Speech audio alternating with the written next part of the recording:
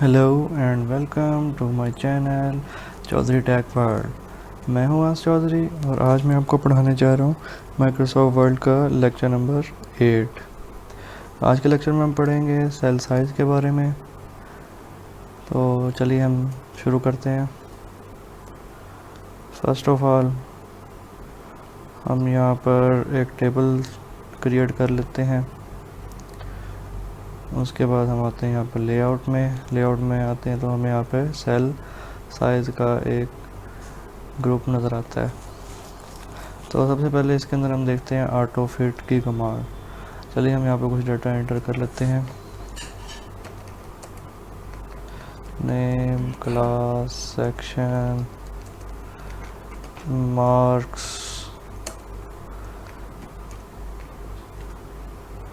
Obtained और result,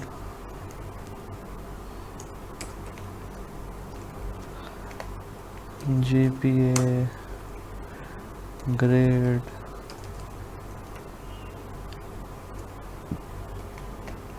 और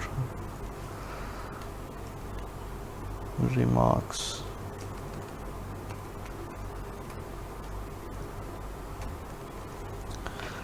तो यहाँ पर हमने अपने टेबल के अंदर कुछ थोड़ा सा ऐड कर लिया। तो हम यहाँ पर देखते हैं लेआउट की कमांड का जो फर्स्ट कमांड है ऑटो फिट की।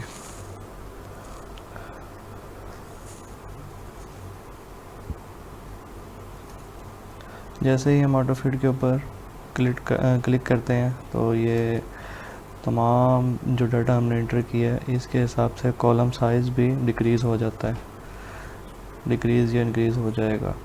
अब जैसे हमने ऑब्टेन का सिर्फ कॉलम साइज़ जो है ये इंक्रीज़ होगा बकाया सारों का, उसके हिसाब से जो डाटा हमने ऊपर एंटर किया है, जो नेम या जो हमने हेडिंग हमने ऊपर दी है उसके हिसाब से नीचे कॉलम चेंज हो रहा है।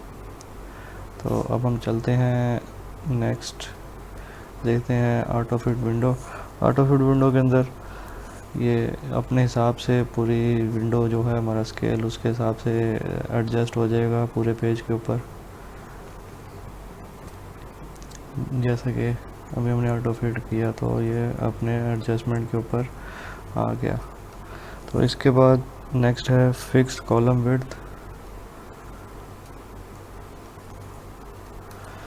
फिक्स कॉलम विड्थ के अंदर ऐसे है कि अगर हम यहाँ पे कुछ टाइप कर रहे हैं तो ये यहाँ पर अप टू डाउन आ रहा है। ये किस वजह से आ रहा है? ये फिक्स्ड कॉलम विड्थ की वजह से आ रहा है। अगर हम यहाँ पर इसको कर देते हैं कुछ और like that auto fit window कर देते हैं तो यहाँ पर ये लेफ़्ट टू राइट इंक्रीज़ होगा। ठीक है, अब हम वापस इसको करते हैं। हम चाहते हैं कि टॉप टू बॉटम इंक्रीज़ हो इसके अंदर इसकी लेंथ, सेल का साइज़। तो इसको हम फिक्स्ड कॉलम विड्थ कर देंगे। पूरे टेबल को सिलेक्ट करेंगे, कॉलम विड्थ पे क्लिक करेंगे। ये हमने फिक्स कर दिया इसको। इसके ऊपर हम कुछ डाटा लिखते हैं तो ये अप टू डाउन इंक्रीज़ होगा। तो ये था हमारा ऑटो फिट। इसके बाद नेक्स्ट हम चलते हैं हाइट की तरफ, सेल हाइट की तरफ। जैसा कि हमने पहली वीडियो के अंदर देखा कि सेल की हाइट हम कैसे इंक्रीज़ और डिक्रीज़ कर सकते हैं, यहाँ पर हम मैनुअली भी इसको इंक्रीज़ या डिक्रीज़ हम कर सकते हैं। तो इसके लिए हम पहले सेलेक्ट करेंगे जो सेल हमें चाहिए, हाइट जिसकी हमने बढ़ानी है। हमने सेल सेलेक्ट कर ली है।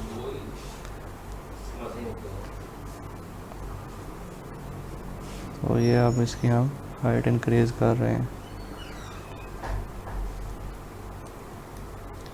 अभी इसके अंदर विड्थ साइज़ हमने एक्टिव नहीं किया और अब हम विड्थ साइज़ देखते हैं कॉलम का, किस किस कॉलम का हमें विड्थ साइज़ चाहिए इंक्रीज़ करना। तो हम यहाँ से कॉलम साइज़ का इंक्रीज़ कर सकते हैं। ये देखें यहाँ पर हम इसका साइज़ हमने इसका इंक्रीज़ कर दिया।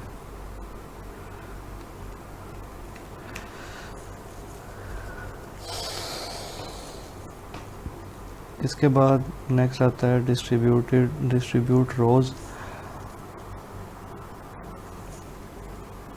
ये कमांड देख लेते हैं।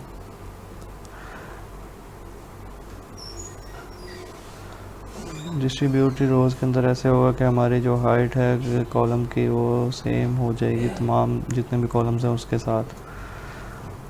तो देखिए थोड़ा सा चेंज हुआ, आपको चेंज नहीं नज़र आया तो हम इसका थोड़ा सा चेंज इसका ख़राब करते हैं। यहाँ पर साइज़ चेंज करते हैं।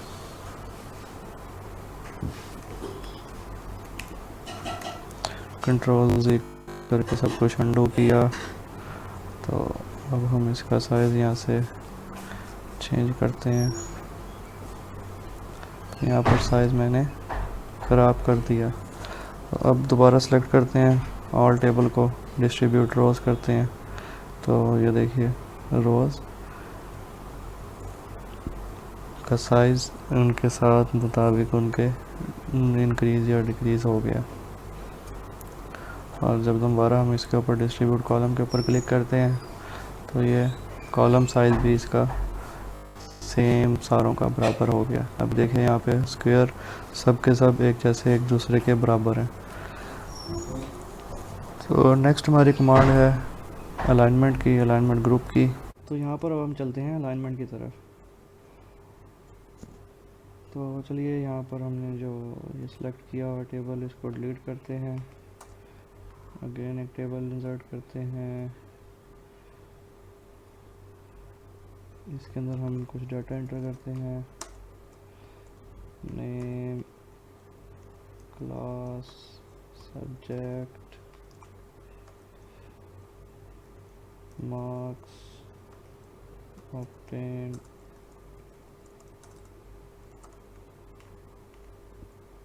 Result, remarks. तो हमने ये कुछ डाटा इसके अंदर एंटर कर लिया। तो अभी हम चाहते हैं कि ये जो है हमारा डाटा एंटर हुआ इसका जो साइज़ है ये हमारी तहरीर जो है ये या तो पेज के इधर दरमियान में शो हो, टेबल के या नीचे शो हो या साइड पे शो हो। तो हम इसको सिलेक्ट करेंगे जो हमारी रो है। इसको हम सेलेक्ट करने के बाद जैसे इस पर क्लिक करेंगे ये दरमियान में आ जाएगा, ये इस साइड पर चले जाएंगे। और ये इस तरीके से हम इसको इस टेबल को दरमियान में ला सकते हैं जो हमने सेल बनाया हुआ है उसके। और ये इसको सेंटर कर सकते हैं हर सेल का। और ये हर सेल के राइट साइड पे, ये लेफ़्ट साइड पे, ये डाउन बॉटम साइड पे आ जाएगा और ये बॉटम राइट साइड पे आ जाएगा। तो अब हम चलते हैं टेक्स्ट डायरेक्शन की तरफ। तो टेक्स्ट डायरेक्शन के अंदर क्या होता है, हम अब जब क्लिक करेंगे टेक्स्ट को तो ये मूव हो जाएगा 180 अपने 180 के एंगल पे। ये देखिए यानी कि हम इसको इतनी दफ़ा क्लिक करेंगे ये पूरा 360 अपना सर्कल पूरा कंप्लीट करेगा। सेल मार्जिन के अंदर हम सेल को अपने हिसाब से जो हम देना चाहें लेफ़्ट साइड पे, राइट साइड पे, हम इसको अपने मर्ज़ी का मार्जिन हम दे सकते हैं। तो हम अब चेंज करते हैं इसका मार्जिन। तो हमने इसको बॉटम से सेंटीमीटर में कर दिया। तो ये देखें इसका सेल मार्जिन चेंज हो गया।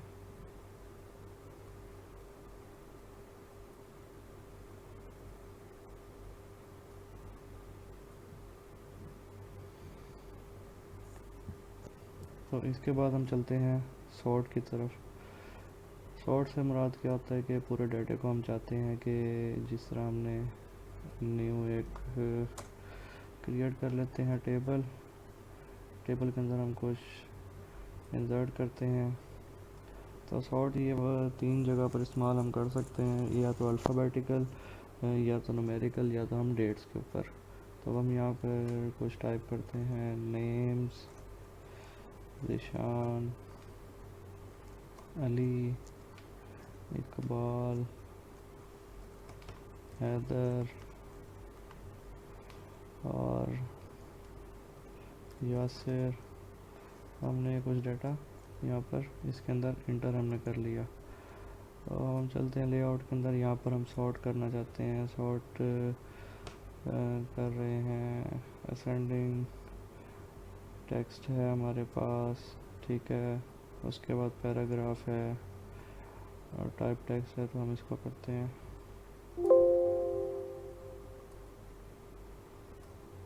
ये हमने पूरा टेबल सेलेक्ट किया है, इस वजह से नहीं हो रहा, तो हम करते हैं इसको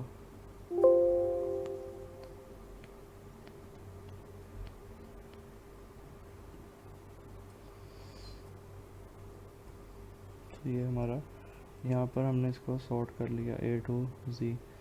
अब हम इसको सॉर्ट करते हैं डिसेंडिंग ऑर्डर में, कॉलम 1, तो ये Z to A हो गया डिसेंडिंग ऑर्डर में। इसको हम वापस असेंडिंग में ही कर देते हैं, ठीक है। ये जो डाटा हमने एंटर किया है इसको हम रिमूव करते हैं।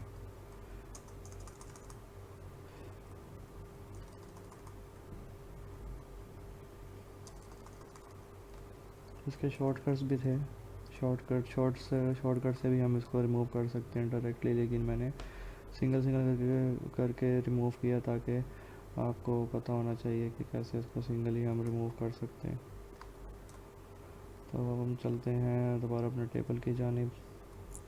नेक्स्ट हमारे पास आता है रिपीट हेडर फाइल। तो इसके लिए हमें टेबल दोबारा बनाना पड़ेगा। रिपीट हेडर फाइल वहाँ पर इस्तेमाल होता है जहाँ पर एक ही जो हमने कोई टेबल बनाया हुआ है वो काफ़ी सारे पेजेस के ऊपर आ रहा है, और हम चाह रहे हैं कि सेम हेडर फाइल जो हेडर के ऊपर हमने नेम लिखा है वो तमाम नीचे दूसरे पेजेस के ऊपर भी शो हो। यानी कि एक ही हेडर जिसमें हम यहाँ पे कुछ टाइप करते हैं तो नीचे वो दूसरे पेजेस में भी शो हो, तो उसके लिए हम ये वाली कमांड इस्तेमाल करते हैं।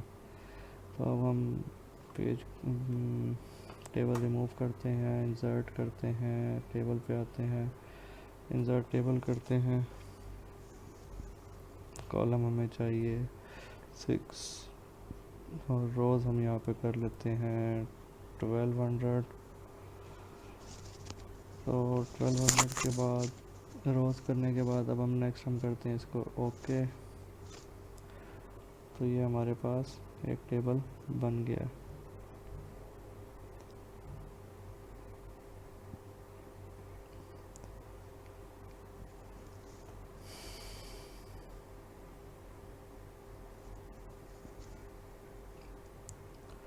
तो इसके अब हम जो हमारा हम कुछ यहाँ पर इंटर करते हैं,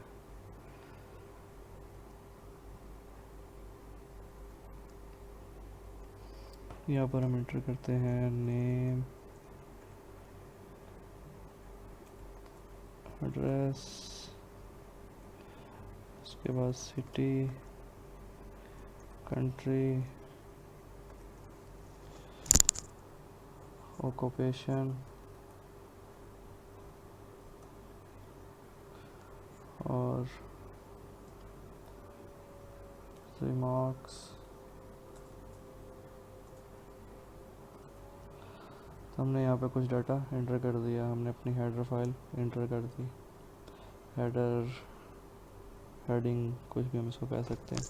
तो हमने वो यहाँ पर एंटर कर दिया। अब नेक्स्ट हम चाहते हैं कि ये हर पेज के ऊपर रिपीट हो, तो हम इसको यहाँ पर करेंगे रिपीट हेडर हो, इस पर हम क्लिक करेंगे। जैसे हमने इसके ऊपर क्लिक किया तो ये तमाम के ऊपर शो होगा। जैसे हम इसको अनचेक करते हैं तो ये नेक्स्ट किसी और पर शो नहीं होगा।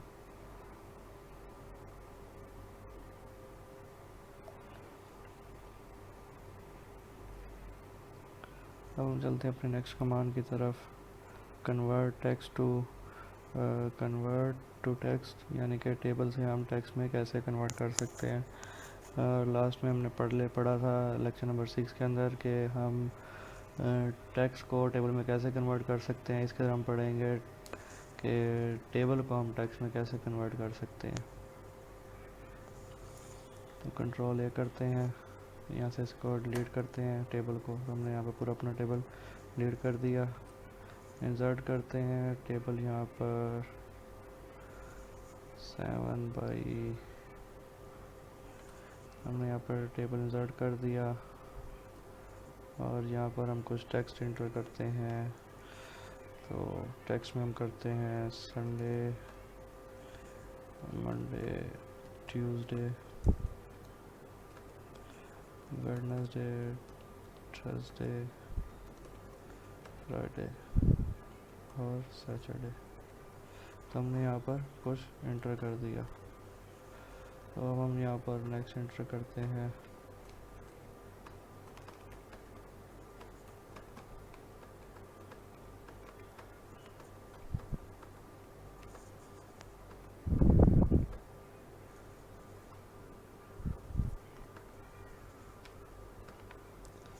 सेवनटीन, 18, 19, 20, 21, 22, 23, 24, 25, 26, 27, 28। तो हमने यहाँ पर कुछ डाटा इसके अंदर हमने इंटर कर लिया।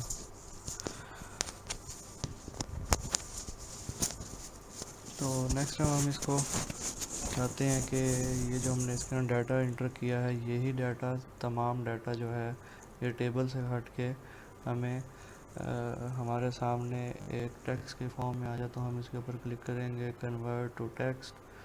हमने टैब्स किया इंटर, इसको हम ओके कर देंगे। तो ये हमारे पास सिंपल एक टेक्स्ट की शक्ल में हमारे सामने अवेलेबल हो जाएगा। अब हम दोबारा इसको चाहते हैं कि हम दोबारा इसको कन्वर्ट टू टेबल करें।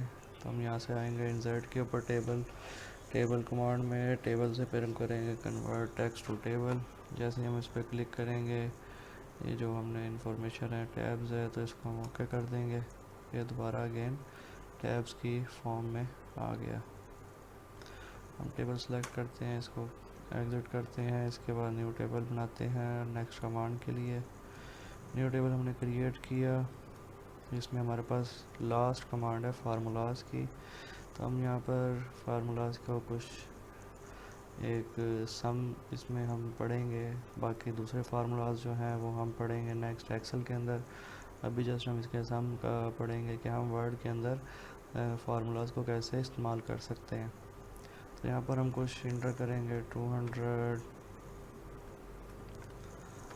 100, 500 और हम इसको चाहते हैं कि इसका हमारे पास टोटल नीचे आ जाए। हम यहाँ पर क्लिक करेंगे फार्मूला पे, सम अबव। तो ये हमारे पास इसका सम आ जाएगा। यहाँ पर एक और हम एग्जांपल कर लेते हैं।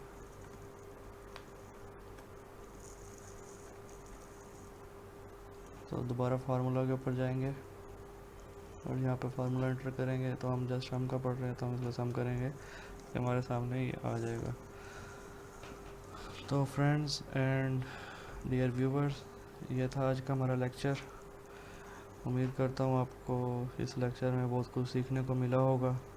आज के लेक्चर में हमने सेल साइज़ के बारे में पढ़ा, अलाइनमेंट के बारे में पढ़ा और डाटा ग्रुप के बारे में पढ़ा। डाटा के अंदर हमने फार्मूलाज के बारे में पढ़ा, जो कि हम कैसे हम वर्ड के अंदर यानी कि वर्ड 2016 के अंदर एक्सेल के थोड़े से फार्मूलाज हम कैसे टेबल के अंदर परफॉर्म कर सकते हैं, वो हमने पढ़ा। तो फ्रेंड्स, अगर आपको मेरी ये वीडियो अच्छी लगी हो तो प्लीज़ मेरे चैनल को सब्सक्राइब करें और इसको आगे शेयर करें और साथ में दिए गए बेल आइकन को प्रेस करें ताकि नए वाली वीडियो आपको नोटिफिकेशन मिले। और आज का लेक्चर यहीं पे ख़त्म होता है।